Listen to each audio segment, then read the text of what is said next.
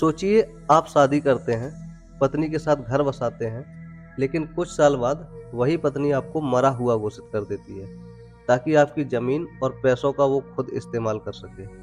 आप मरते नहीं, बस एक कमरे में कैद कर दिए जाते हैं। 7 साल तक बाहर की रोशनी नहीं देखी, ताजी हवा नहीं मिली, और जब आपकी कहानी सामने आई तो पूरा गांव हिल गया। आज हम बात करेंगे केरल की उस घटना की जिसने मानवता, कानून और रिश्तों सब पर सवाल खड़े कर दिए। पति मरा नहीं था, वो सिर्फ कैद कर दिया गया था। यह घटना केरल के मलप्पुरम जिले की है, जहां एक महिला ने अपने पति को मेंटली इल बताकर घर के अंदर एक छोटे से कमरे में बंद कर दिया। वजह क्या थी? ताकि वह उसकी जमीन जायदाद और बैंक अकाउंट्स पर एकाधिकार जमा सके।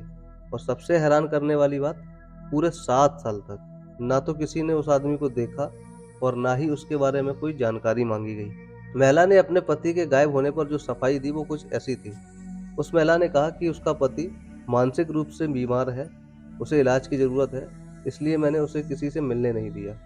और धीरे धीरे लोगों ने मान लिया कि वो मारा गया या मर गया। कागजों में उसे नदारत यानी मिसिंग घोषित कर दिया गया और महिला ने घर की संपत्ति, खेत और बैंक खातों पर पूरा अधिकार जमा लिया।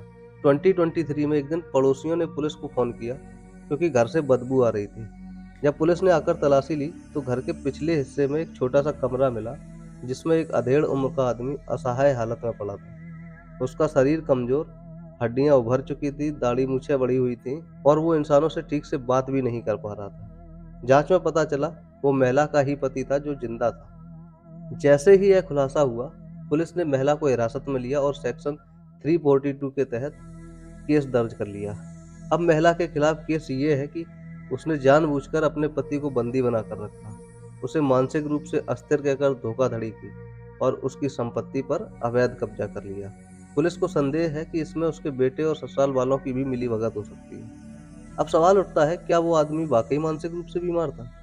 मेडिकल जांच में पता चला वो मानसिक रूप से बिल्कुल स्वस्थ है, लेकिन वर्षों की कैद और उपेक्षा से उसकी हालत बिगड़ गई। इस केस में लालच ने इंसानियत को पीछे छोड़ दिया। एक पत्नी ने पति को कागजों में मरा घोषित किया ताकि वो उसकी प्रॉपर्टी का एकमात्र मालिक बन सके। अब सबसे बड़ा सवाल, अगर किसी आदमी को 7 साल तक बंद कर दिया जाए तो क्या कोई पड़ोसी, रिश्तेदार, पंचायत कोई पूछता नहीं है क्या? ये मामला सिर्फ एक व्यक्ति का नहीं, ये हमारे सिस्टम की नाकामी की भी कहानी है। कई बार घरेलू हिंसा सिर्फ महिलाओं के खिलाफ नहीं होती, पुरुष भी पीड़ित हो सकते हैं, लेकिन ऐसे केसों को समाज गंभीरता से नहीं लेता। ये कहानी हमें बताती है कि इंसान के अंदर का लालच अगर कानून और समाज की आंखों से बच जाए तो वो अपने ही परिवार को जेल बना सकता है। क्या आपको लगता है कि ऐसे मामलों में कानून को और सख्त होना चाहिए? क्या पुरुषों के लिए भी घरेलू हिंसा की स्वतंत्र हेल्पलाइन और सपोर्ट सिस्टम होना चाहिए? आप अपनी राय कमेंट में जरूर दीजिए और ऐसे ही शॉकिंग, समाज को झकझोर देने वाले वीडियो के लिए चैनल को सब्सक्राइब करना मत भूलिए।